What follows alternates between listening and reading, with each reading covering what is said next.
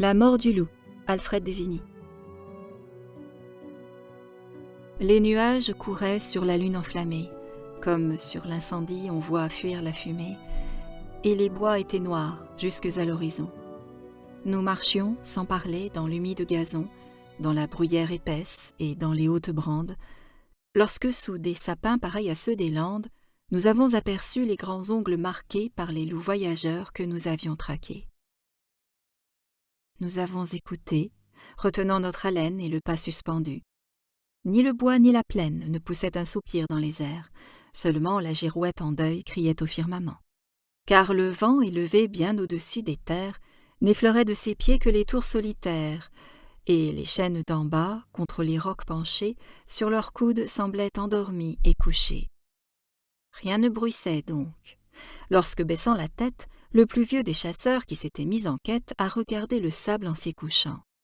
Bientôt, lui que jamais ici l'on ne vit en défaut, a déclaré tout bas que ces marques récentes annonçaient la démarche et les griffes puissantes de 2 grands loups cerviers et de 2 louveteaux.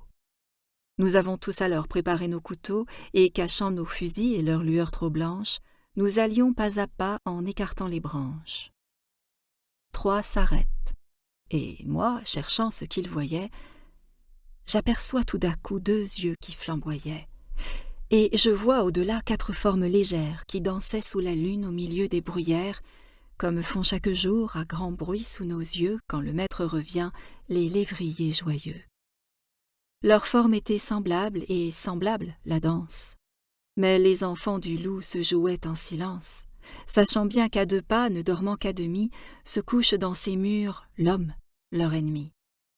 Le père était debout, et plus loin, contre un arbre, sa louve reposait, comme celle de marbre qu'adoraient les Romains, et dont les flancs velus couvaient les demi-dieux Rémus et Romulus.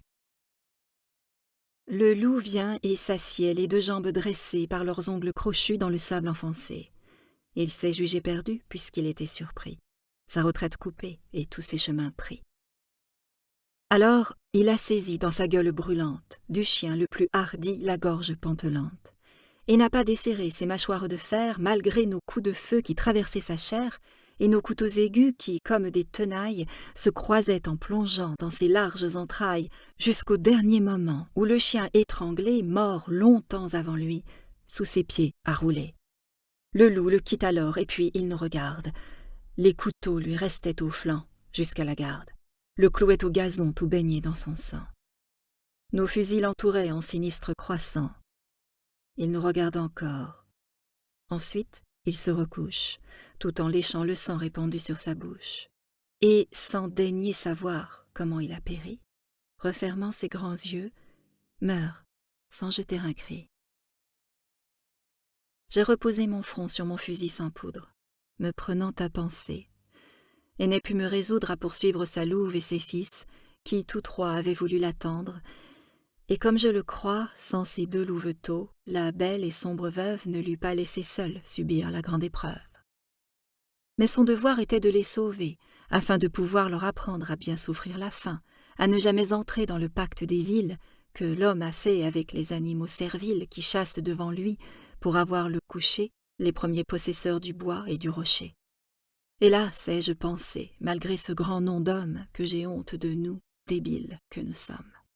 Comment on doit quitter la vie et tous ses maux, c'est vous qui le savez, sublimes animaux. Avoir ce que l'on fut sur terre et ce qu'on laisse, seul le silence est grand, tout le reste est faiblesse. Ah, je t'ai bien compris, sauvage voyageur, et ton dernier regard m'est allé jusqu'au cœur.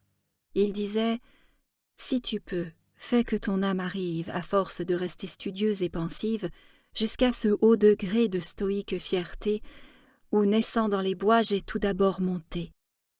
Gémir, pleurer, prier est également lâche. Fais énergiquement ta longue et lourde tâche dans la voie où le sort a voulu t'appeler. Puis après, comme moi, souffre et meurs sans parler.